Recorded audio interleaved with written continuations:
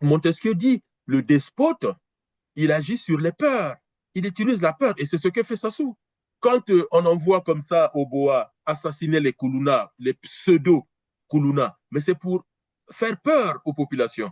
Quand Oboa dit, si vous voulez manifester, manifestez chez vous, mais pas dans la rue, sinon on va vous traquer et on sera intraitable. Donc, le despote, le gangster, lui, il utilise la peur. Or, Montesquieu nous dit, il faut un équilibre de pouvoir. Ou est le procureur Okongakala pour ne pas demander à la police et à la gendarmerie d'aller interpeller Dangou Zidane. Parce que quand il est nommé, mais monsieur Perrin, quand il est nommé, tout le monde le sait maintenant. Mais reculons quelques mois derrière. Qu'est-ce qu'on a vu au congrès du PCT? Un violeur. Ce monsieur qui travaille à la mairie de Brazzaville, lui aussi a eu un mandat d'arrêt parce qu'il abusait de la fille de sa femme, une mineure. Il avait fui. Et moi, j'ai vu sur les réseaux sociaux, les gens ont publié ces photos en plein congrès du PCT. Qui valide les listes du congrès? Mais ce sont les chefs du PCT. Et parmi les chefs du PCT, vous avez qui? Le ministre de la Justice, Bininga, et le président de la République, premier magistrat. Donc, voilà un pouvoir qui fait semblant de faire fuir les gens et les ramène, c'est-à-dire des violeurs et des voleurs.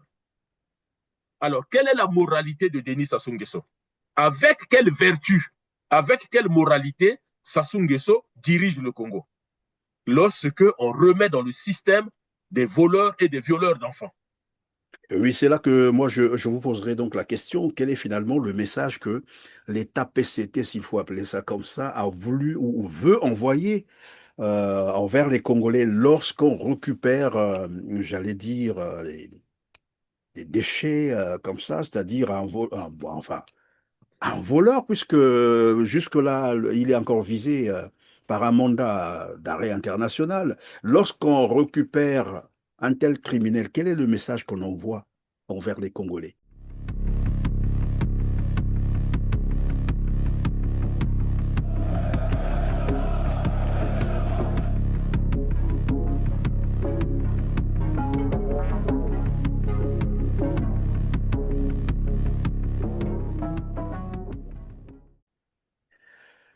Mesdames et messieurs, merci d'avoir choisi R7 et bienvenue dans Droit de savoir qui porte sur la crise manifeste de l'État en République du Congo. Nous allons décrypter l'actualité congolaise qui, comme vous le savez, est marquée par une crise de l'État. À la lecture de ce à quoi les Congolais sont en train d'assister, notamment les activités criminelles et illégales que mène la DGSP depuis septembre dernier et maintenant la nomination d'un criminel financier, Dongouzinane, dans l'équipe de campagne de Denis Sassou Nguesso alors qu'il est visé par un mandat d'arrêt international pour détournement de plus de 3 000 milliards en 5 ans. Avec moi sur ce plateau pour en parler, Didier Mouni-Volo, spécialiste des relations internationales, porte-parole du CRC, le Congrès pour la Renaissance du Congo. Bonjour Didier Mouni-Volo. Bonjour, Monsieur Christian Perrin, et merci pour cette invitation. Je vous en prie, merci d'être là. On rappelle à nos téléspectateurs, la crise de l'État correspond à un affaiblissement significatif de la capacité d'un État à assurer ses fonctions de gouvernance. Elle s'accompagne souvent d'une perte de légitimité, d'une bureaucratie inefficace et des défis financiers importants. Un phénomène qui se traduit par une gestion défaillante du territoire. Vous le savez, comment les étrangers entrent n'importe comment au Congo, une montée de la corruption, ça je ne vous dis rien parce que vous vivez cela sur place, et d'une dégradation progressive de l'état de droit, évidemment. Au Congo, le droit n'existe plus, le droit a déjà pris la fenêtre. Il s'agit donc d'une crise structurelle, englobant différentes dimensions, crise financière, je l'ai dit tout à l'heure, un manque d'efficacité économique entraînant le chômage, ainsi qu'une remise en question de la légitimité étatique, un affaiblissement de l'autorité de l'État sur toute l'étendue du territoire. Quand j'ai fini de rappeler cela, les Congolais peuvent donc observer autour d'eux pour constater si ce rappel ne convient pas à la réalité vécue actuellement par les Congolais. Alors, Didier Mounivolo, vous avez certainement appris la nomination controversée, il faut le dire comme ça, sinon insultante pour le peuple congolais. du criminel activement recherché par la justice congolaise, visé par un mandat d'arrêt international. J'ai cité Armel Sylvain Dongo, alias Zidane, comme responsable financier de la campagne de Denis Sassou Nguesso, la campagne électorale pour les présidentielles prochaines, donc de Denis Sassou Nguesso à Djambala. N'est-ce pas là une illustration parfaite de ce livre qu'on est en train de lire, Le Spin Dictators, c'est-à-dire le nouveau visage de la tyrannie au XXIe siècle, c'est-à-dire un pays qui vous montre une façade de démocratie avec des lois, avec la Constitution, mais qui en réalité ne fonctionne pas du tout parce qu'on ne peut pas comprendre qu'un criminel recherché activement par la justice congolaise qui a même quitté le territoire congolais, qui revient et qui est nommé dans une équipe de campagne, de qui en plus? Du président sortant. Est-ce qu'on n'est pas là-dedans? Le spin dictator. Comme vous dites, on est évidemment dans la réalité du spin dictator. Mais permettez-moi, Monsieur Perrin, avant de répondre à votre question, je voudrais ici, puisque il y a des milliers ou des millions de téléspectateurs qui vous suivent, je voudrais ici apporter tout mon soutien, mais vraiment tout mon soutien, un soutien indéfectible aux Congolais qui vivent à l'étranger, mais aussi ceux qui vivent au Congo, mais principalement ceux qui vivent à l'étranger, parce qu'ils vivent un drame administratif.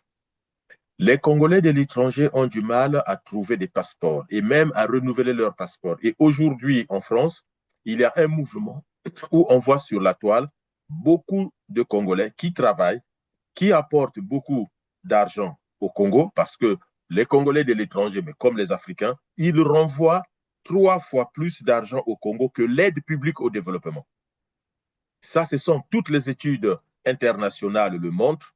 Les Africains renvoient en Afrique, les Africains de la diaspora, 3 fois plus que l'aide publique au développement. C'est-à-dire que les États européens, les États-Unis, la Chine, tous ces pays-là envoient 3 fois moins que les ressortissants de ces pays. Et qu'est-ce qui se passe aujourd'hui, M. Perrin? Vous avez des Congolais qui ne peuvent même pas renouveler leur passeport. Certains sont même obligés de payer des billets d'avion Air France aller-retour au Congo pour aller renouveler leur passeport, alors que les ambassades sont là pour ça. Ce qui fait que l'argent qu'ils allaient envoyer à leurs parents, et Air France coûte cher, aujourd'hui Royal Air Maroc et Ethiopian Airlines sont en train vraiment les billets d'avion sont en train de monter au niveau d'Air France. Donc, un Congolais va dépenser plus de 2000 euros juste pour aller renouveler un passeport à Brazzaville et revenir. Il y en a qui perdent des emplois, il y en a qui perdent des parts de marché. Donc, je fais cette annonce ici parce que je vois trop de vidéos circuler et, excusez-moi, permettez-moi, M. Perrin, d'utiliser vraiment votre chaîne de télé pour que les Congolais comprennent et que nos ambassades prennent la mesure de la chose, quoi. Le rôle d'une ambassade, c'est de protéger ses citoyens. Et protéger ses citoyens, c'est leur donner un document administratif minimum qui est le passeport. Comment voulez-vous? Pourquoi les Ouest-Africains n'ont jamais ce problème? Pourquoi ils n'ont pas ce problème? Les Maliens n'ont pas ce problème, mais parce que le Mali sait que les Maliens de France, des États-Unis, de l'Allemagne ont besoin de travailler pour renvoyer de la plus-value au pays, soutenir les familles qui sont au pays. Aujourd'hui, on peut essayer une expérimentation. Et moi, je demande qu'on essaye. Tous les Congolais des étrangers, faites seulement 3 mois, n'envoyez rien au Congo. Ce que je trouve dommage, ce sont ces compatriotes qui ont construit leur vie à l'étranger, juste un passeport. Hein. On ne demande rien d'extraordinaire. Ils ne demandent pas des choses extraordinaires. Ils ont leur passeport, ils demandent juste que, officiellement, le passeport soit renouvelé pour qu'ils puissent renouveler leur titre de séjour et autres. Ou bien qu'on leur délivre les nouveaux passeports pour qu'ils continuent. Ça, c'est le contrat social. Le contrat social, c'est aussi que l'État délivre à ses citoyens les pièces, les cartes d'identité et le passeport. Mais rien que ça, mais vraiment, je trouve ça dommage.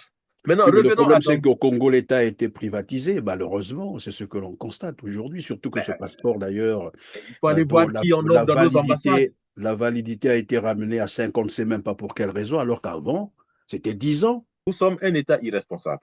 Monsieur Perrin, le monde a connu un événement spécial, le Covid-19.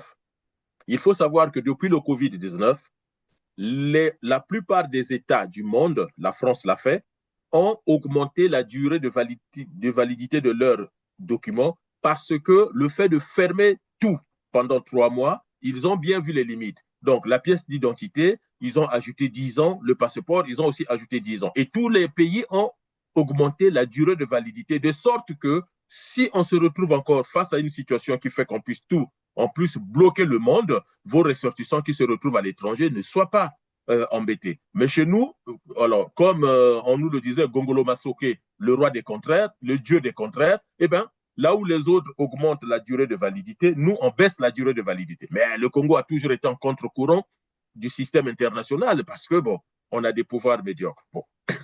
Maintenant, si on en arrive à cette histoire de Dongou Zidane, Oui, vous on savez, parlait donc de la déchéance de l'État, en fait, l'État qui n'existe plus. Parlons ben, de chez nous. cette affaire de Dongou Zidane.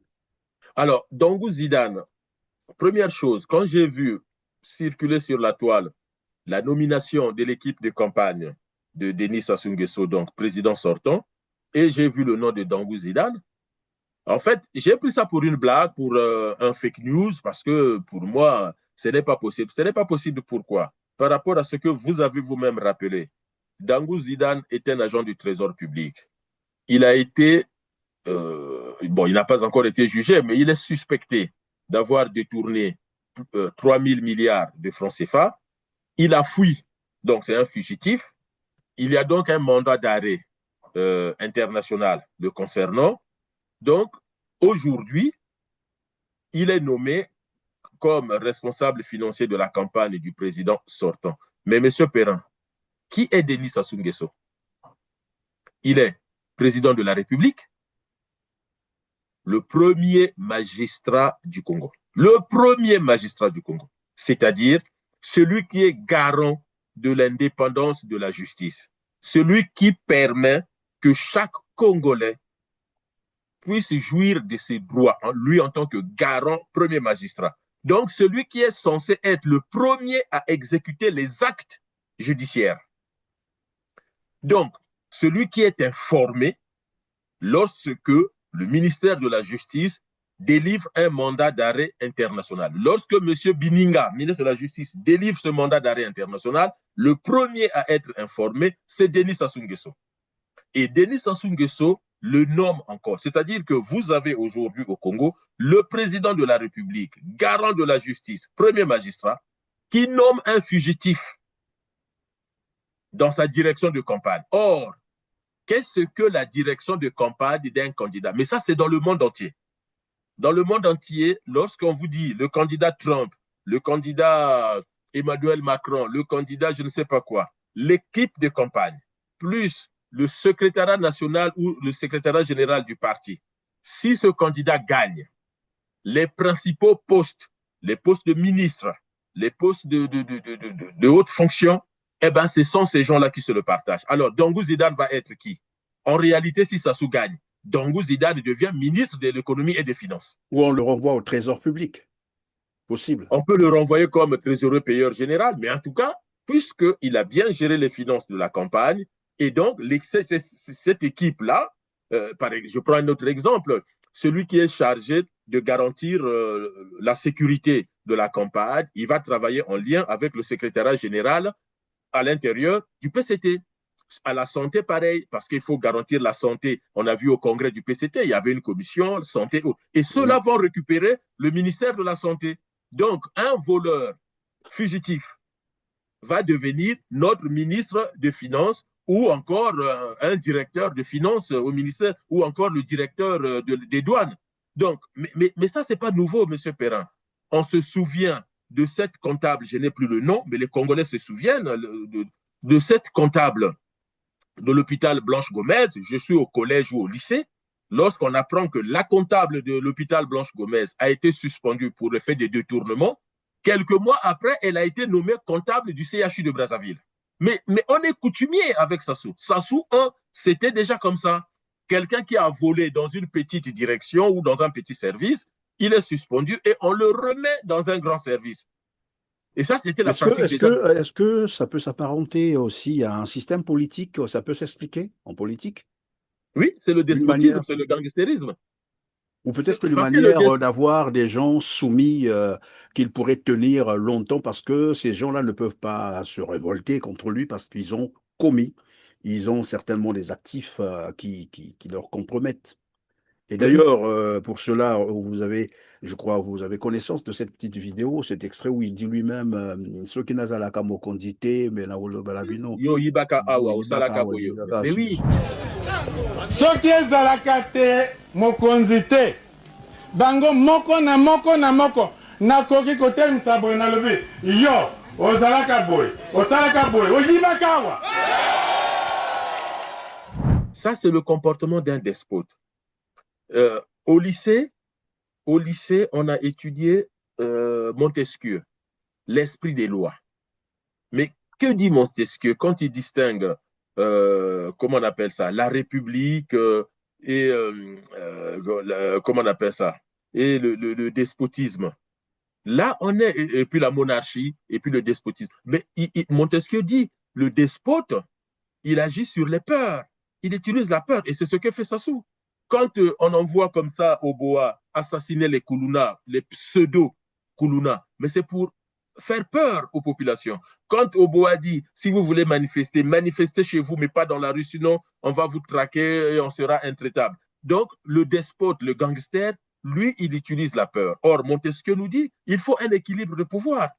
Où est le procureur Okongakala pour ne pas demander à la police et à la gendarmerie d'aller interpeller Dangou Zidane. Parce que quand il est nommé, mais monsieur Perrin, quand il est nommé, tout le monde le sait maintenant.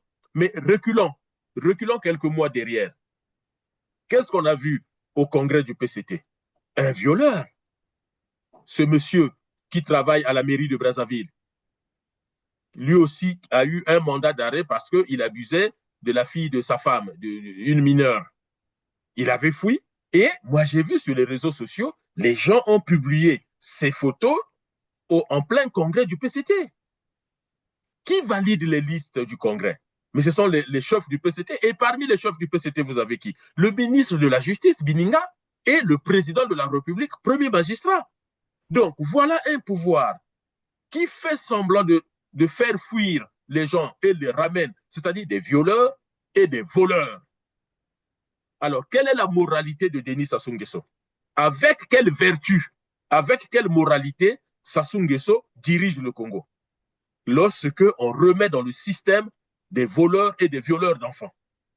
Oui, c'est là que moi je vous poserai donc la question, quel est finalement le message que l'État PCT, s'il faut appeler ça comme ça, a voulu ou veut envoyer envers les Congolais lorsqu'on récupère, j'allais dire, les déchets comme ça, c'est-à-dire enfin, un voleur, puisque jusque-là, il est encore visé par un mandat d'arrêt international. Lorsqu'on récupère un tel criminel, quel est le message qu'on envoie envers les Congolais? Alors, je vais vous dire deux choses. Un, le PCT et Sassou renvoient le message de je m'en foutisme, c'est-à-dire nous faisons ce que nous voulons, nous avons tous les droits. Vous savez, c'est triste de le dire, mais il faut le dire. Nous sommes le seul pays au Congo où on a validé que le fait d'être de l'entourage du président, le fait d'être du Nord et surtout le fait d'être Mboshi, on a tous les droits. C'est-à-dire que le Congo, c'est le seul pays, quelqu'un peut vous dire, ce qu'on s'accade Nangana Gobomayo. Mais si vous lui dites, mais pourquoi Gobomanga? Anganaza Mboshi. Alors attention, hein, tous les Mboshi ne sont pas comme ça. Je ne parle pas de tous les Mboshi. Mais ces Mboshi-là qui sont autour du pouvoir pensent qu'ils sont des super hommes, des super femmes. Ils peuvent se permettre tout et Sassou le renvoie. Sassou se moque royalement des Congolais. Mais en réalité, le deuxième sujet dans la question que vous posez, moi, ce n'est pas tant. Sassou, vous savez, de nombreux Congolais me disent, mais on ne te comprend pas. On ne comprend pas ce que tu dis. Moi, je dis aux gens, ce n'est pas l'armée qui maintient Sassou au pouvoir. Ce n'est pas Sassou qui a la force de se maintenir au pouvoir. Et c'est ce que nous démontre Montesquieu dans l'esprit des lois. Il dit, le despote utilise la peur. En fait, c'est la peur des Congolais qui fait que Sassou se maintient au pouvoir. Quand vous regardez ça, on fait revenir un violeur, on fait revenir un voleur. Mais la réponse de la population doit être une réponse forte. C'est parce que la population a peur et laisse faire que le despote Denis Sassou Nguesso, le gangster Denis Sassou Nguesso reste au pouvoir. Regardez une autre chose. Vous avez tous ces gens qui se disent hommes politiques. Comment Pascal Tatima Biala laisse passer ça? Oui, mais au premier chef Didier Mouni-Volo, d'abord, ces prétendus opposants qui mais ont déclaré leur candidature. Mais je vous prends un exemple simple, M. Perrin. Vous avez un ministère de la promotion de la femme. Au congrès du PCT, vous avez dans la même salle Madame Ingani Nefer, qui est censée protéger la dignité des femmes, ministre pour protéger la dignité des femmes, qui est dans la salle avec un violeur d'enfants. Et je ne sais pas d'ailleurs combien ils étaient. Comment elle ne peut pas réagir en disant au président, non, ça, ce n'est pas possible. Elle protège quelle femme? Elle protège quelle fille? Et je ne parle même pas de Dave Mafoula, de Destin Gavé, de Vivien Manangou, de Mounari, de Jean-Jacques Yombi, et de Pascal Tatima Biala, le chef de l'opposition. Il est le chef de l'opposition de quoi? Quand on voit de telles aberrations et il ne prend pas la parole, on le voit avec son chapeau pavané dans les rues de Djambala pour aller dire que l'UPADS est venu apporter sa contribution. Mais quelle contribution? Quelle contribution? J'ai vu un de ses agents, comment on appelle ça, Sidouane Madoulou, qui vient dire que le gouvernement a pris en compte nos recommandations. Quelles recommandations? Quand vous avez le même gouvernement, le même pouvoir, qui nomme un voleur comme celui qui va gérer les finances de la campagne du PCT. Il faut peut-être qu'on regarde aussi l'autre facette. En temps normal, lorsqu'on a une telle nomination dans une équipe de campagne, mais surtout que c'est du président sortant, donc le chef de l'État sortant, et qu'on nomme un tel monsieur, tout le monde, le Congo entier le sait à 100% que c'est un voleur, c'est un criminel financier. Il est visé par un mandat d'arrêt, et le mandat d'arrêt existe, tout le monde le sait. En temps normal, je crois que même ce candidat devait avoir les gros soucis. Alors, vous ne pouvez pas demander au candidat Denis Sassou Nguesso d'avoir les grands soucis puisqu'il l'a nommé. Ça, donc, je dis en temps normal parce que ça va nous permettre évidemment de comprendre la nature de ce régime. Et de ce Sassou n'a jamais eu de temps normal. Sassou ne fonctionne pas en temps normal. Rappelez-vous, M. Perrin, combien de fois j'ai dit ici que Sassou est un narcissique. Il n'aime que lui-même et il pense que ce qu'il fait, c'est bon. Et pourquoi c'est bon? Mais parce qu'il le fait. Et donc, il a une pensée magique qui renvoie à la pensée d'un enfant. Donc, il ne faut pas attendre les choses de Sassou. Il faut plutôt se poser la question de la réaction du peuple et de la réaction des opposants. En fait, c'est ça le problème de notre pays. Il ne faut plus raisonner en termes, mais comment se fait-il que le PCT est capable de, Sassou est capable de, le gouvernement est capable de. C'est leur mode de fonctionnement. Vous ne pouvez pas faire fonctionner ces gens-là autrement. Et donc, c'est pour cela que la démocratie, le pouvoir du peuple, suppose que quand le pouvoir est en train de se comporter comme ça, quelle est la réaction à la fois de l'opposition et du peuple? Mais l'opposition est incapable, est corrompue, est médiocre, et bien le pouvoir continue. Et donc, c'est pour cela qu'au niveau du CRC, au niveau du Congrès pour la Renaissance du Congo, nous sommes arrivés à la conclusion intrinsèque, sans peur de se tromper, que seule la révolution du fleuve pourra faire changer les choses. Et là, vous en avez la preuve, parce que vous parlez de Sassou, mais si Sassou a peur des Congolais, si Sassou respecte les Congolais, mais il ne ferait pas ça, M. Perrin. Un président sortant qui respecte la population, qui sait que je ne peux pas renvoyer l'image d'une telle bassesse en termes de gestion de la chose publique, il ne peut pas accepter qu'au congrès du PCT, qu'il y ait ce monsieur qui a violé sa belle-fille, la fille de sa femme. Il ne peut pas accepter que dans son équipe de campagne, qu'il y ait Dongo Zidane. Mais c'est quoi l'éthique et la morale politique au PCT? Et là, ce n'est plus le PCT le problème seulement. C'est aussi le peuple congolais.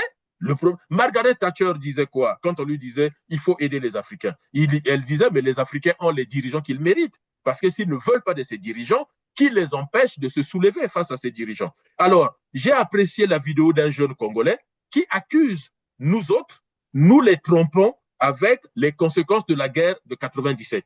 Il rappelle que dans l'histoire de l'humanité, les peuples passent par les guerres, y compris les guerres civiles. La guerre civile de 97 ne peut pas justifier le fait que les Congolais refusent de se soulever contre Sassou au motif il faut la paix, il faut la paix. Écoutez ce jeune homme, Il dit ce que je dis depuis longtemps. Les Congolais aujourd'hui pensent que si on se révolte, il y aura des morts. Et alors? Dans le même sens, Didier Mouinivolo, j'ai eu des invités ici qui reviennent évidemment sur cet aspect de choses où ils disent, mais oui, mais vous ne savez pas ce que les Congolais ont vécu. Alors que tous Les nous Congolais savons ce ont qui s'est vécu quoi? passé, nous Ils ont étions sur vécu quoi, place, les on a vu. Congolais? Et donc je disais à ce dernier, mais il faut qu'on analyse quand même un certain nombre d'éléments. Nous sommes arrivés, nous étions là en 2016. 2016, ils sont allés à l'élection présidentielle. Les gagnants, aujourd'hui, sont en prison. Et vous savez ce qui s'est passé? Il y a un des candidats qui avait dit, lorsqu'on a demandé à la population voilà, de se manifester, de faire la désobéissance civile, son argumentaire, c'était quoi? Non, si je mets mes militants dans la rue, on risque de les fusiller, de les massacrer. Mais pourtant, quelques temps après, une fois que Sassou Nguesso s'est installé, nous avons vu ce qui s'est passé dans le pool. Il est allé attaquer le pool jusqu'à commettre un génocide qui n'avait rien à voir avec l'élection, avec un soulèvement. Comme pour dire, si Denis Sassou Nguesso veut massacrer, ce n'est pas parce que vous allez sortir dans la rue. Il le fait, la preuve, nous sommes là, on est en train de parler de l'opération, de la DGSP. On est en train de massacrer, nous sommes déjà à plus de 500 exécutés. Ce n'est pas parce qu'ils ont manifesté dans la rue. Donc, ceux qui viennent brandir le spectre de la peur, de la guerre, mais comme je disais à quelqu'un ici, et droit d'ailleurs dans les yeux, je lui dis, attendez, il n'y a jamais libération d'une nation, d'un peuple sans sacrifice. Il faut qu'on arrive à un moment donné à changer de discours. Ça fait partie des cycles des sociétés et de l'humanité. À un moment donné, quand le pouvoir devient trop tyrannique, les peuples doivent se révolter. Mais personne n'a dit que quand vous allez vous révolter, il n'y aura pas de morts. Personne n'a dit ça. Et c'est de l'échappatoire que de dire, ah non, la paix, la paix. La paix au Congo, c'est quoi? La paix au Congo, c'est qu'il faut que Sassou soit au pouvoir. Mais quand Lissouba était au pouvoir, attendez, quand Lissouba était au pouvoir, le MCDDI et le PCT manifestaient chaque semaine. Chaque semaine. Ils n'avaient pas peur de la mort? Donnez-moi un seul mois où il n'y a pas eu de manifestation du MCDDI et du PCT contre Lissouba. Est-ce que Lissouba a assassiné les enfants dans la rue comme ça? Est-ce que Lissouba a détruit le Poul ou un autre département du Congo? Il faut qu'on enlève de la tête que le pouvoir est trop tyrannique aujourd'hui. Et on est qu'au début. On a ce voleur et ce violeur. Sassou s'en fout. Sassou a bouffé 14 000 milliards. Que oui, au début des années 2010, l'État congolais a créé à la Banque centrale un compte pour les générations futures, un compte de réserve pour les générations futures, qui a été principalement alimenté par les excédents que nous avions enregistrés dans l'exécution des lois de finances, précisément du budget de l'État, pour utiliser un terme connu de tous. Où va l'argent des générations futures? Si les générations futures, c'est qu'il est pour les générations futures est gardé pour cela. Et on ne va pas donner à cette demoiselle, non? Il existe une réserve aujourd'hui pour ces générations futures, Monsieur le Président? Mais c'est l'objet, non, du projet. Réserve pour les générations futures, oui. 14 000 milliards. Aujourd'hui, tout est en place, comme dit le CRC, pour que les Congolais se soulèvent et les Congolais doivent se soulever.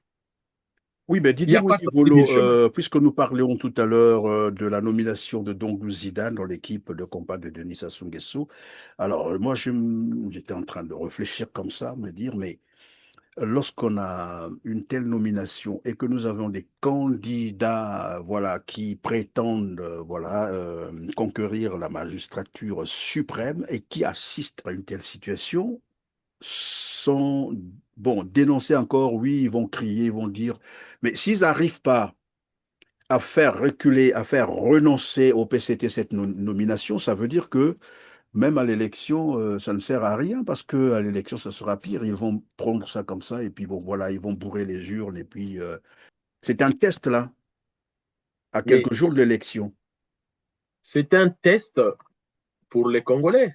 C'est-à-dire qu'aujourd'hui, si la seule réaction de tous les autres candidats, c'est de dire ou on enlève Dongou Zidane, on l'arrête, mais pas que lui, qu'on arrête tous ces fugitifs qui ont été au congrès du PCT. Si on ne les arrête pas, c'est la preuve intrinsèque que le PCT a mis au Congo, avec Sassou, un État voyou, et nous ne participons pas à la légitimation de l'État voyou, on se retire du vote. Et s'il ne se retire pas, moi je demande aux Congolais de ne pas aller aux urnes, parce qu'il ne faut pas cautionner cette pagaille. Il ne faut pas aller aux urnes pour renvoyer le message comme quoi, puisqu'on ne peut pas se soulever, mais au moins on reste chez nous. Parce que aller au vote, aller légitimer le pouvoir du Sassou, c'est accepter la continuité de ce système. Et on est tous responsables, ceux qui vont voter. Chaque Congolais qui va déposer un bulletin de vote, qui va se présenter devant un bureau de vote, qu'il sache par cet acte, il est en train de légitimer le fait que Sassou continue de détruire le Congo. Oui, mais il y a une autre lecture qu'on peut faire, Didier, pardon de vous couper comme ça, une autre lecture qu'on peut faire de cette nomination de Zidane, de Dongou Zidane, dans l'équipe de campagne de Sassou Nguesso, c'est que Sassou va battre campagne, ou est en train de battre campagne, de mener campagne avec l'argent volé. Oui, on peut le dire. C'est eux qui l'ont nommé, c'est lui qui a volé, c'est eux qui l'ont poursuivi. Et curieusement, on met table rase, on nomme encore la même personne, ou en plus, aux finances. Ça suppose que les journalistes congolais, Tcheleka, Télé Congo, tous ces journalistes, il faut qu'ils demandent à Okongakala, procureur de la République, comment pouvez-vous fermer les yeux lorsque vous avez des fugitifs dans l'équipe de campagne ou encore au Congo, pour dire très simplement, hein, sans aller loin. Aujourd'hui, lorsqu'il y a un mandat d'arrêt international, la police et la gendarmerie vérifient Internet, vérifient ceci. Et de toute façon, dès lors que les policiers ont ce mandat d'arrêt international qui existe au Congo, pourquoi la police, monsieur Obami Itou, hein, le fils Obami Itou, qui est directeur général de la police, pourquoi il ne demande pas aux policiers d'aller arrêter ce monsieur? Le colonel, fils de Pierre Oboa, de Serge Oboa, qui est colonel de la gendarmerie, on a dit 0 Kuluna. Vous avez des Kuluna financiers, vous avez des Kuluna à col blanc qui sont là, il faut aller les arrêter. Sinon, vous validez le fait que même les Kuluna que vous avez tués, c'est qu'un prétexte. Si ce n'est pas un prétexte, monsieur Serge Oboa, vous avez au moins 2 individus. Ce maire de Brazzaville qu'on a enlevé, qui a violé sa belle-fille, et Dongou Zidane. Si on arrête ces 2 personnes, le message sera plus ou moins clair, même si ça ne sera pas suffisant. Mais le fait qu'on ne les arrête pas, Okongakala manque à ses obligations de procureur de la République. Il faut savoir que le procureur de la République n'a besoin de personne pour arrêter un voyou. D'ailleurs, lui-même, il l'a dit pour la fausse monnaie. Il a dit qu'il a eu des infos qui circulaient sur la toile. Il y a beaucoup d'interventions d'Okongakala comme ça. Il dit, sur la toile, on a vu circuler telle chose. J'ai demandé à la force publique d'agir. Monsieur pardon, Didier Bouini-Volo, lorsqu'on émet un mandat d'arrêt international, ça veut dire que ce dernier peut être arrêté n'importe où, dans n'importe quel pays, mais oui, plus est encore au Congo, Brazzaville, c'est-à-dire n'importe quel policier peut l'arrêter, n'importe quel gendarme peut l'arrêter. Et comme vous avez cité le patron de la police, gendarmerie, je ne sais pas, tous ces corps-là, soi-disant des services de l'ordre, sont silencieux, ça veut dire, et comme l'a dit tout à l'heure, c'est même là la manifestation d'un État défaillant, plus rien n'existe au Congo, et donc on ne peut même plus parler d'une prétendue élection présidentielle. Mais pas du tout.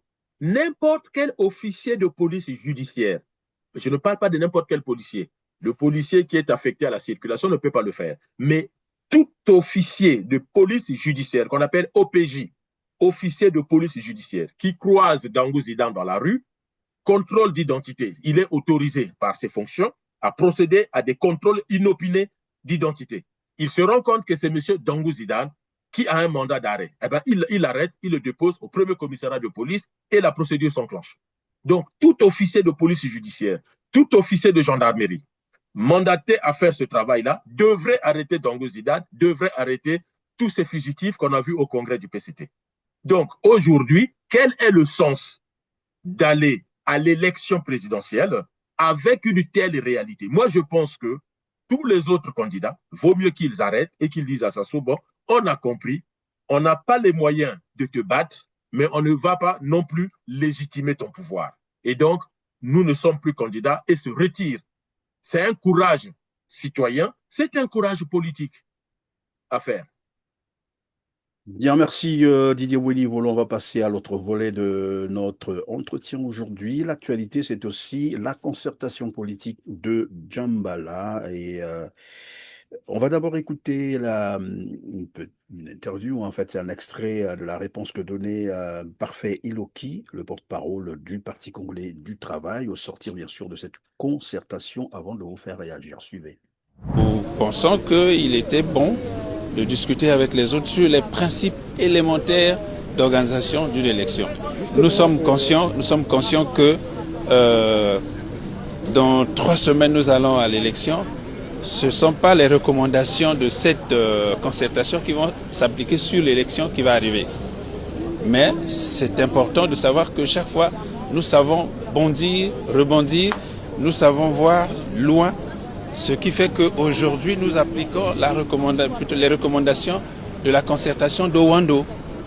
Et celles que nous avons pu obtenir aujourd'hui seront appliquées à la prochaine élection, peut-être présidentielle ou peut-être législative en 2027. Voilà Didier Willy Volo pour Parfait Iloki. Toutes les résolutions prises au niveau voilà, de cette concertation ne seront applicables que dans 5 ans. Pas maintenant, pas à l'immédiat. À quoi aurait servi donc cette concertation politique? La réponse à quoi aurait servi cette concertation, c'est à poser aux participants. Mais nous, de ce qu'on a vu, vous savez, quand le pouvoir a convoqué cette concertation, tout de suite, je me suis dit, mais à 1 mois de l'élection présidentielle, à quoi va servir cette concertation? Parce que après la concertation, il faut quand même prendre des actes administratifs, peut-être même des actes législatifs. C'est-à-dire que nous, on n'a que des morceaux d'interview, mais on n'a pas tout ce qu'ils ont dit dans cette concertation. Il y a peut-être des résolutions, des motions, des propositions qui doivent passer par la loi, c'est-à-dire le Parlement, avec tout le circuit de légifération. Or, à 1 mois de l'élection présidentielle, qui est une élection majeure, capitale, la plus importante dans n'importe quel pays, vous ne pouvez pas faire une concertation 1 mois avant, même 2 mois, 3 mois avant, parce qu'il n'y aura pas le temps de prendre ne serait-ce que les actes administratifs. Il faut savoir qu'à 1 an d'une élection présidentielle, dans tous les pays du monde, États-Unis, France et autres, à 1 an d'une élection présidentielle, le gouvernement commence petit à petit à gérer les affaires courantes et à ne plus prendre les décisions les plus importantes. Parce que nous nous approchons de l'élection présidentielle. À 6 mois, c'est fini. Dans tous les pays du monde, sauf un acte majeur, le pays est attaqué, il y a une épidémie. Ça, c'est une situation exceptionnelle. Mais sinon, dans le fonctionnement normal des États, de l'administration publique, lorsque vous êtes à 6 mois d'une élection présidentielle, donc il y a une équipe sortante et peut-être une nouvelle équipe qui arrive, eh bien, on ne peut plus prendre des décisions majeures. Bon, vous faites une concertation à 1 mois d'une élection présidentielle, sauf à dire que après l'élection, on ira prendre des bières, oui, mais s'il y a des grandes décisions à prendre, prenons le cas. Oui, on accepte les Congolais de l'étranger votent. D'accord? Mais on est à 1 mois d'une élection. Donc, entre ce choix, arrêter de dire les Congolais de l'étranger votent et la réalité de ce vote, ça ne peut être que dans 5 ans. En réalité, ce que dit Iloki, il a tout à fait raison. Demandez à n'importe quel juriste, à n'importe quel spécialiste. Oui, mais au début, pour présenter, disons, pour motiver évidemment les participants, ils ont mis en exergue la gouvernance électorale pour oui, une élection apaisée de mars 2026, oui, curieusement. Mais monsieur Perrin, je vous répète encore que le PCT fait ce qu'il fait, le pouvoir fait ce qu'il fait, Sassou fait ce qu'il fait, mais les Congolais, l'opposition politique n'ont pas à accepter. Si vous regardez l'enchaînement des choses, tout le monde, pas tout le monde, certains ont dit pas d'élection sans préalable. Ça a commencé comme ça, et ça a commencé par la diaspora, en disant pas d'élection sans préalable, pas d'élection sans concertation. Le pouvoir a commencé par dire il n'y aura pas de concertation. C'est ce que le pouvoir a renvoyé. Tout le monde, Thierry Mungala, le ministre de l'Intérieur, tout le monde a dit il n'y aura pas de concertation. Mais au final, Dès lors que l'UPADES dit j'y vais pas, Yuki dit j'y vais pas, Mounari n'est pas candidate, ainsi de suite, eh bien, je crois que le pouvoir se dit tiens, faisons la concertation. En fait, la concertation de Djambala, les médecins appellent ça un effet placebo. C'est-à-dire que face à un malade ou à une personne hypochondriaque qui veut à chaque fois un médicament, on lui donne un placebo. C'est ça. Pour calmer les ardeurs. Pour calmer. Donc, Djambala était pour calmer, deux, certainement pour corrompre, puisqu'on est isolé à Djambala, on n'est pas à Pointe-Noire, on n'est pas à Brazzaville, ni à Donizi ou à Ouesso. Donc, à Djambala, on peut mieux corrompre si tant est que le PCT a prévu de corrompre. Mais que ce soit Tsatima Biala qui y va, Yuki qui y va, Mounari qui y va, Kinyumbo Kiambungu qui y va, là-bas, tous devraient savoir du fait des fonctions qu'ils ont occupées, des hautes fonctions, y compris des fonctions ministérielles ou encore du premier vice-président de l'Assemblée et autres, ils savent pertinemment qu'à un mois de l'élection présidentielle, il n'y aura aucune décision prise qui sera appliquée à cette élection-là. Ils le savent. Alors, s'ils disent qu'ils ne le savaient pas, ben, excusez-moi, c'est des idiots. Je suis désolé. Je suis sincèrement désolé, c'est des idiots. Donc, quand ils allaient à Djambala, ils savaient bien qu'aucune des résolutions ne peut être appliquée à cette élection. À un mois de l'élection, tout est bouclé. À 2 mois de l'élection, tout est bouclé, y compris la qualité du papier pour les bulletins de vote, M. Perrin. Mais je suis quand même atterré, je suis vraiment stupéfait de voir le cinéma de Djambala. Mais on est dans quoi? On est dans quoi? Mais c'est vraiment le Mayoto, oui. Sassou est dans le Mayoto, mais tous ceux qui sont allés à Djambala, sauf peut-être Iloki, je ne suis pas du PCT, je n'ai aucune sympathie politique pour Iloki, mais sauf peut-être Iloki, tous étaient là. Souvent, c'est ce qu'on a constaté lorsque le PCT convoque les concertations, dialogues, je ne sais pas quelle dénomination qu'on peut encore donner, c'est que le PCT a tout préparé. Et même Perrin, les résolutions sont déjà préparées. Donc, on y va juste pour faire valider. Prenons l'exemple de M. Gavé qui dit « J'ai demandé le vote des Congolais de l'étranger. Donnez à M. Gavé $1 milliard. Et donnez-lui $1 milliard avec son équipe, qu'il fasse le nécessaire pour que le 16 mars, que tous les Congolais soient prêts à voter. Il va faire comment? À quel moment il leur délivre les cartes d'électeurs?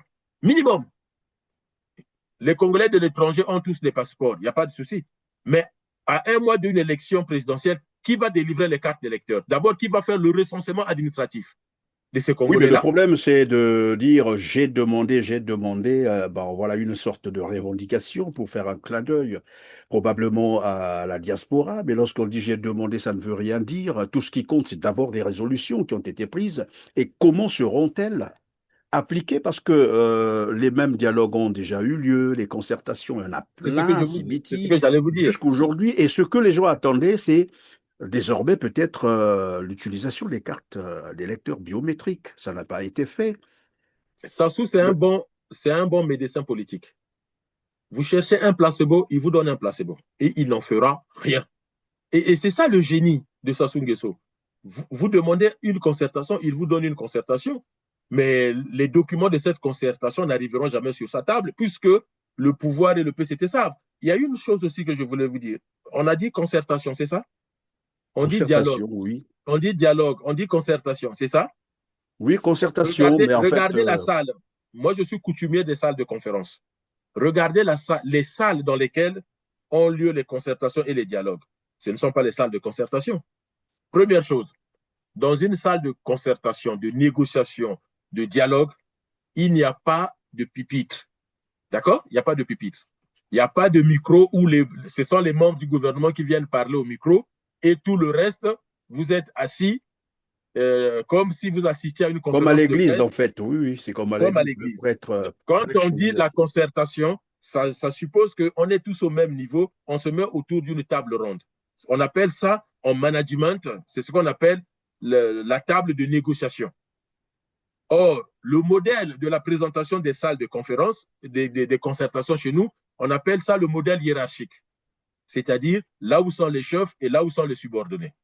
Donc, on va dans cette concertation de Djambala tout comme à Sibiti, tout comme à Dolisie, tout comme à Brazzaville, tout comme à Ouando, en réalité, on vient écouter ce que le gouvernement a à vous dire. Et d'ailleurs, quand vous entendez comment parle le pouvoir a un temps vraiment régalien.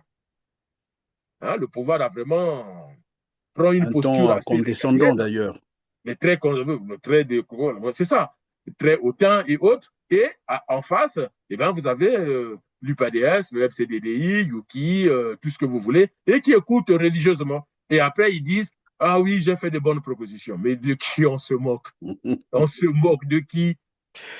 Voilà, on va passer à notre volet Didier Moueni Volo. C'est un peu l'aveu d'échec de Denis Christel Sassou Nguesso, s'il faut l'appeler comme ça. 43 ans au pouvoir après. Denis Christel Sassou Nguesso, et, disons, je ne sais pas si vous l'avez suivi, hein, il a accordé une interview, mais au cours de cette interview, il affirme que le Congo n'a jamais disposé d'études solides pour les projets qu'il présente aux partenaires. Donc des potentialités qu'on avait présentées, ils étaient intéressés à de nombreux secteurs, mais nous sommes arrivés très rapidement à une conclusion. C'est que lorsqu'on se retrouve face à des investisseurs qui s'intéressent à un certain nombre de secteurs et qui veulent venir investir, que ce soit à travers le partenariat public-privé ou sous la forme d'un investissement direct étranger, mais très souvent, nous sommes confrontés à une difficulté qui est inhérente en réalité à notre propre pays, c'est que sur un certain nombre de projets, nous n'avions pas d'études. Il était difficile pour moi en tant que ministre de la Coopération et des PPP de continuer à faire le tour du monde en présentant des potentialités, en présentant des secteurs de PND où il n'y avait pas d'études. Puisque vous trouverez difficilement un investisseur qui va vous dire, bon, mais je vais vous financer vos études et le projet, même si c'est en PPP. Très souvent, ils sont dispensés à financer des projets. C'est ce que de nombreux pays africains font d'ailleurs, la Côte d'Ivoire, le Bénin, le Sénégal et bien d'autres. Vous avez les études que vous présentez avec une étude de rentabilité et l'investisseur apporte la ressource que l'État n'a pas puisque nous sommes dans des situations d'endettement assez prononcé et c'est l'investisseur en réalité qui finance le projet. C'est l'intérêt du partenariat public-privé. C'est une grosse alternative à l'endettement que nous n'avons pas suffisamment utilisé ces 5 dernières années. Je le déplore, mais j'espère, puisque nous avons une loi du 30 décembre 2022 sur les PPP.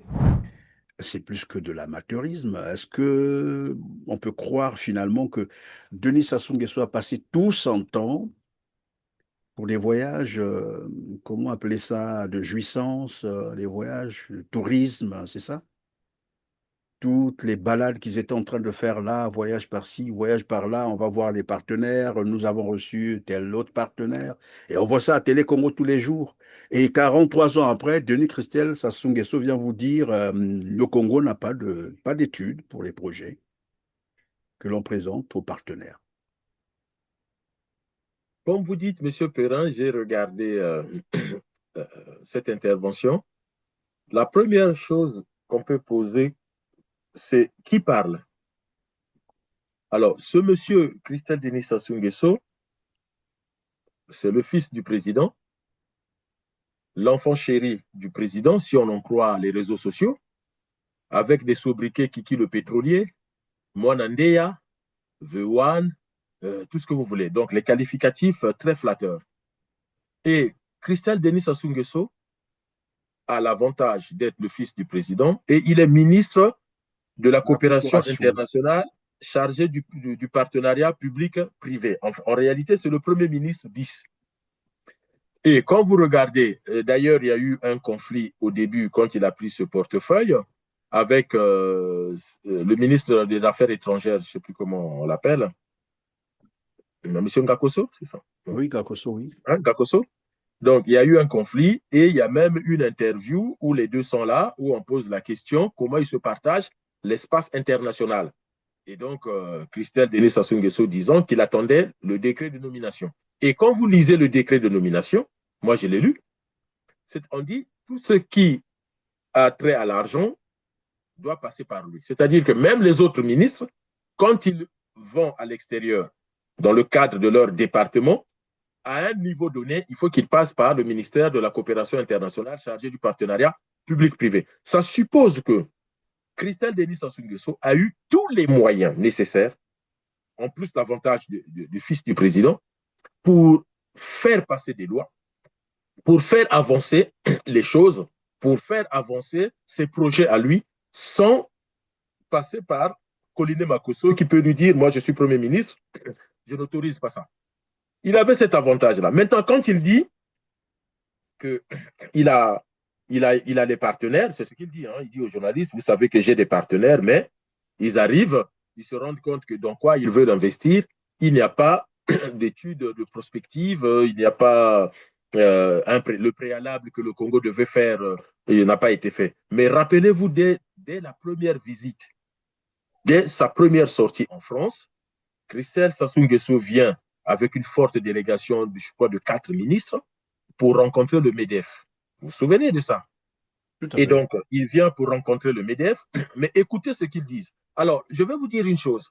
Là aussi, comme je disais pour la salle, les salles de concertation, de négociation, regardez toutes les images, et ça fait plusieurs fois que je le dis dans mes interventions, regardez toutes les images du gouvernement congolais, peu importe le ministre, en face avec les Chinois, l'Union européenne, le FMI, la Banque mondiale. Nous, en politique internationale, les détails, on va regarder les moindres détails. J'ai toujours dénoncé le fait que, sauf si c'est les plus brillants du monde, hein, je dis bien du monde, les Africains en général, et les Congolais, c'est encore pire, les responsables congolais, quand vous regardez autour de la table, il y a même une photo où les Chinois ont des dossiers avec eux. En face, vous avez les ministres congolais et leurs équipes. 0 papier sur la table. 0. C'est quand même que les autres viennent parfois avec, bien sûr, des laptops et tout ce qui va. Quand ils viennent, ils ont bétonné leur dossier. Arrivé en face, rien. Déjà à cette époque, ils avaient rencontré quelques agents du MEDEF et j'avais souligné le fait qu'eux n'avaient aucun dossier. Pendant l'interview qui suit cette rencontre, question du journaliste, revoyez les bandes. On pose la question à Christelle Denis Sassou Nguesso, vous venez chercher le MEDEF, quels sont les secteurs dans lesquels le patronat français pourrait investir au Congo? Réponse de Christelle Denis Sassou Nguesso, je n'en sais rien. Qu'ils viennent au Congo sur place, nous verrons, c'est sûr que nous trouverons dans quoi ils vont investir. Regardez les bandes, M. Perrin. Et j'avais déjà critiqué ce comportement. Non, je suis en train de sourire parce que je pense aux Kadhafi. C'est vraiment des Kadhafi, hein, les petits qui revendent du pétrole dans la rue. Là. Voilà, ministre chargé de la coopération internationale du partenariat public-privé. Il répond au MEDEF que... Mais à quoi cela peut ressembler, Didier Moueni-Volo? Je pense qu'ils ont quand même des conseillers, ils ont des experts, ils ont des spécialistes en la matière. J'en arrive, M. Perrin, j'en arrive. Et donc, au final, lui-même, il ne savait pas. Et du coup, regardez, il va chercher un coup. On appelle ça du bricolage intellectuel. C'est du bricolage managérial. Vous ne pouvez pas avancer. Vous savez, dans le management est une science, ce n'est pas du bricolage. Quand vous écoutez Christelle, il dit, les gens arrivent et il n'y a rien. Ils ne savent pas dans quoi. Mais c'est normal, M. Perrin. Nous oublions que le Congo, les États africains, nous sommes l'héritage de la colonisation. Je vous prends un exemple simple. Les cartes minières au Congo, datent de la colonisation. Sassou vient de faire plus de 40 ans au pouvoir, vous l'avez dit. Demandez à Sassou, il a financé combien de prospections pour refaire les nouvelles cartes minières. Même en Europe, même aux États-Unis, on refait les cartes minières au fur et à mesure.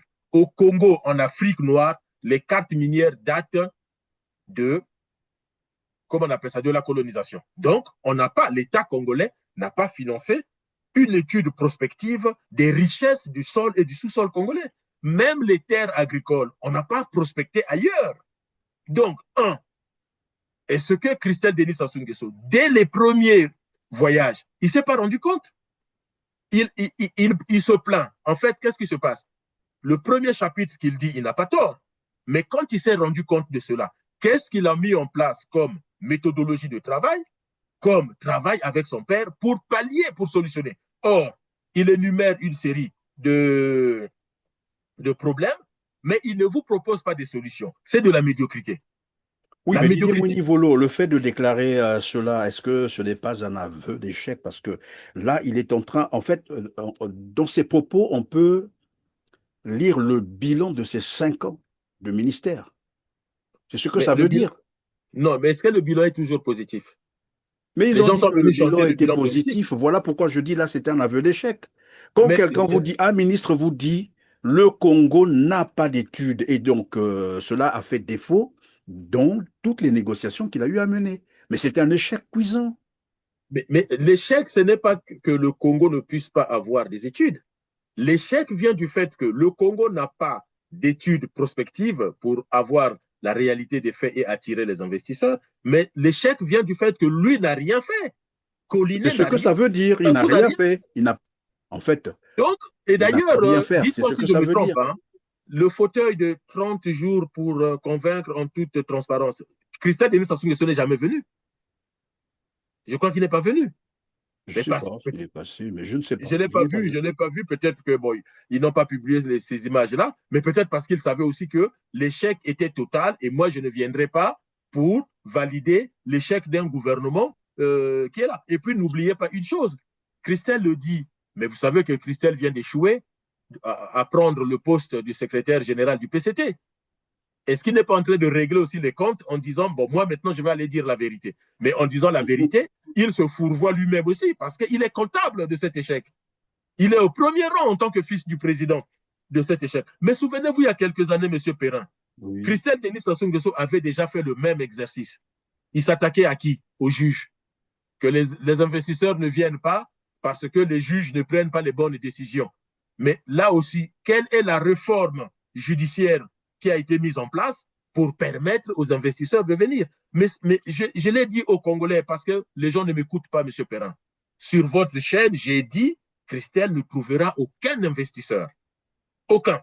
Parce que au Congo, il n'y a pas une étude qui, sauf le pétrole, sauf le gaz, mais parce que ce sont les sociétés pétrolières, notamment Oui, mais Total, qui le mènent des problème, études de Didier prospection. Mounivolo, est-ce que ce n'est pas non plus dû à l'environnement des affaires qui n'est pas propice? Parce que ça aussi, il faut qu'on le dise, le Congo n'a pas un environnement des affaires propice. Mais M. Le Perrin, Congo, c'est la en fait, mafia. oui, mais M. Perrin, au-delà de la mafia, en fait, au Congo, nous avons l'habitude d'utiliser les grands mots, les grands concepts. Christelle Sassou Nguesso utilise ce mot-là souvent, l'environnement des affaires. Mais c'est quoi l'environnement des affaires? C'est l'absence de l'état de droit et à n'importe quel moment, un ministre peut mettre la main sur le capital d'une entreprise au Congo. Et d'ailleurs, c'est pour cela que les entreprises étrangères qui sont chez nous sont domiciliées à l'étranger et les comptes bancaires sont à l'étranger. Parce qu'il y a un esprit de voyou à la tête de l'État. D'ailleurs, Dangote est parti à cause de ça. On a perdu Dangote à cause de ça. Et on a perdu les investisseurs qui étaient déjà là. Je prends un exemple très simple. Toutes les banques européennes qui avaient ouvert des succursales au Congo ont fini par fermer. Alors que nous sommes un pays de 6 millions d'habitants aujourd'hui, on n'a aucune banque fiable où vous, si vous faites, si vous exercez aussi au Congo, les commerçants et autres, eh ben, même Micodec, qui était une banque sécurisante, aujourd'hui, Micodec connaît des problèmes, on entend des problèmes de détournement d'argent et autres. Donc, c'est surtout ça qui fait fuir l'investisseur. Et en plus, on ne sait pas. Prenez deux exemples, ou un exemple, deux exemples en un. C'est la prospection minière en matière de l'or. La prospection minière est devenue l'affaire de la famille de Pierre Oba. Et regardez comment les gens de la Sangha tirent la sonnette d'alarme, mais ce n'est même plus une sonnette d'alarme, c'est une catastrophe écologique dans la Sangha. Pourquoi? Mais parce qu'on ne sait pas où sont les réserves d'or. Tout comme à Mayoko, on ne sait pas où sont les réserves d'or. Ce qui fait que quand vous donnez de façon frauduleuse les permis de prospection et d'exploitation aux Chinois, qu'est-ce qu'ils font? Mais ils détruisent tout. Comme il n'y a pas eu d'études prospectives pour savoir que là, il y a une mine qui contient telle quantité et autres, eh bien, ils détruisent toute la forêt à la recherche de là où ils peuvent trouver. Et aujourd'hui, prenez un hélicoptère ou un avion, M. Perrin, survolez la Sangha. C'est une catastrophe écologique, c'est pas possible. Au point où ce sont les villageois eux-mêmes qui ont fait barrage aux tracteurs de ces exploitants.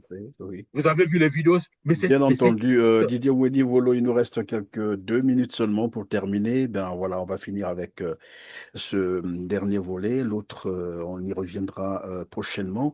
C'est le décès de Firmin Aessa, où on est informé. Voilà, un deuil a été déclaré, deuil national. Le 23, c'est lundi 23 qui vont observer à ce deuil. Alors, un commentaire sur le décès de Firmin Aessa. Déjà sur la toile, les Congolais se sont tellement déferlés sur... et ils ont dit comme si, bon, voilà, on s'en prénom à ce dernier. Mais là, c'est une colère qui peut se justifier aussi quelque part, parce que c'est un membre influent du régime. Et donc, on a tout entendu. Et vous, quel commentaire faites-vous de ce décès? Alors, quel commentaire je fais du décès de M. Firmin Aessa? D'abord, je présente mes condoléances les plus attristées à la famille du défunt, à ses enfants, à toute sa famille biologique. C'est toujours une tristesse lorsque dans la famille, on perd une personne, peu importe comment la personne était. Je crois que chez nous au Congo, on a coutume de dire si on veut savoir qui est la famille d'un fou, il faut le blesser. Hein? Jetez-lui une pierre et il faut le blesser. Donc, voilà. Alors, à plus Mais vous forte connaissez raison. aussi cette citation qui dit un criminel de moins, c'est un monde en mieux. Un criminel de moins, c'est un monde en mieux. J'en arrivais. Donc, à plus forte raison, quelqu'un qui a été ministre et qui, évidemment, soutenait sa famille. Mais dans le même temps, ce n'est pas parce que dans la culture négro-africaine, dans les civilisations bantoues, on a l'habitude de respecter les morts, de s'incliner devant la mémoire du disparu ou de la disparue, qu'on peut comme ça, de façon simple, effacer l'ardoise. Tout le monde se rappelle quand même des propos de Firmin Aessa contre Guy Parfait Kolela. Soko motali komeka motino na mosapi. Botika ya meka. Botika ya meka. Soko mwana moke alinko sakana moto. Bako pekisa kaye ongana wok lobaka wa na ibitina. Mwana moke ko sakana kana moto. Bako pekisa kaye mama ko pekisa ye. Papa kopekisa ye koyoka te botika ya meka. Akosa nini? Akosa nini? Bamosusu kotelema komekisa nzoto na papa na bango aboti bango oya bokoli bango akolisi bango komekaka makambo ya tina ezanga tina komeka nzoto na nani? Na papa Bameka, Bawana, Bakomela na Kanya. Et quelques jours après, ces propos, en fait, c'était des propos menaçants vis-à-vis de quelqu'un. Quand on tient ces propos-là, c'est-à-dire on est en train de dire à la personne, si tu ne retires pas ta candidature, tu meurs. Et on sait dans quelles conditions Guy Parfait Kolela, paix à son âme, est mort. Et donc, tout ça vient réveiller, quand lui aussi il part, il vient réveiller. On appelle ça les instincts grégaires chez les êtres humains. Voilà, chez les êtres humains, ça vient réveiller les instincts grégaires. C'est-à-dire que tous ceux qui sont en train de manifester leur joie, en fait, ce n'est même pas une joie élaborée. C'est une joie qui vient de l'inconscient parce qu'ils se disent, écoutez, c'est un criminel en moins. Là où, en temps normal, évidemment. Et donc, du coup, je peux comprendre aussi la réaction des membres du PCT qui se disent, oula, au final, le jour où Sassou ne sera plus là, ça sera la fête au Congo. Mais ça sera la fête si les gens ont des mauvais souvenirs. Ce n'est pas seulement la faute de ceux-là qui... Et d'ailleurs, moi, j'ai même entendu les gens de Makwa. Il était de Makwa, c'est ça? J'ai entendu des gens dire, mais moi, je suis de Makwa. Ce monsieur a divisé Makwa, a fait ceci, a fait cela. Il a contribué pour que Mokoko aille en prison. Je ne sais pas si c'est vrai. Mais même au sein du PCT, moi, j'ai suivi sur la toile des gens qui se disent du PCT, mais quand même qui disent que, voilà, il ne laisse pas une bonne chose. Maintenant, on nous propose un deuil national. OK? Clément Mwamba, il y a eu un deuil national? Je ne me souviens pas. Peut-être que je me trompe. Clément Mwamba, il y a eu un deuil national? Kosoma Vungu, il était du PCT. Il y a eu un deuil national? Et pourquoi un deuil national pour Firmin Aessa? Monsieur Perrin, faites une enquête de satisfaction au Congo. Aujourd'hui, si on doit se rappeler de la mémoire de Firmin Aïssa, ce serait quoi? Et ça serait... Quelles sont les réformes sur l'emploi, sur le travail, sur la sécurité sociale menées par Firmin Aïssa pour que Oui, mais voilà pourquoi j'étais en train de dire la plus grande réforme, c'est d'avoir privé les retraités de leur pension, en fait, parce que c'est lui qui gérait ça. Et nous avons aussi des informations comme quoi c'était le stratège, en fait, de ce régime. Et donc, on sait tout ce qui s'est fait, les crimes et autres, ben, il a dû participer. Je ne dis pas que je me réjouis de sa mort, non, quand un être humain Non, on ne meurt, peut pas se réjouir d'un normal, nous mort, ça, sommes c'est pas possible. des Bantous, comme on l'a dit, mais nous connaissons aussi, je ne sais pas si la pratique continue au niveau des armées. À l'armée, par exemple, quand un criminel meurt, on l'enterre et au-dessus, on met, je crois, c'est une chaîne qu'on met là pour dire, bah, il est condamné jusqu'à... Et puis, il viendra de 10 ans, 20 ans, on vient enlever, voilà, la chaîne pour dire que désormais, il est libre. Bref, voilà. Nous sommes arrivés donc à la fin de cette émission. Mais surtout, je voulais ajouter juste une chose. Surtout, Oui. les Congolais doivent toujours se dire, moi j'ai vu beaucoup de gens, quand ils partent, ça a été le cas pour, je crois, André Obami et tout, on vous dit toujours une illustre personne, un grand serviteur de l'État. Mais en fait, quand on se promène dans les rues de Brazzaville, qu'est-ce qui fait qu'on peut se souvenir de ces gens-là? En fait, moi je lis parfois des anciens ministres, même les anciens ministres de l'UPADS qui viennent féliciter ces gens-là. Mais au Congo, posez-vous toujours la question. Prenez la liste de 1960 à aujourd'hui, faites ce travail-là, récupérez la liste de tous les ministres qu'on a eus depuis 1960 jusqu'à aujourd'hui, ministère par ministère. Posez-vous la question. Aujourd'hui, si on doit se rappeler de ce ministre-là, c'est quelle réforme il a apporté dans son ministère? La culture, le sport, la fonction publique, le travail, l'intérieur, la défense, l'éducation nationale, la recherche scientifique, la justice, que chaque ministre essaie de nous publier un article dans lequel, lui, au ministère, qu'est-ce qu'il a fait avancer comme réforme, ce qui ferait que demain, quand il ne sera pas là, qu'on puisse se rappeler de lui.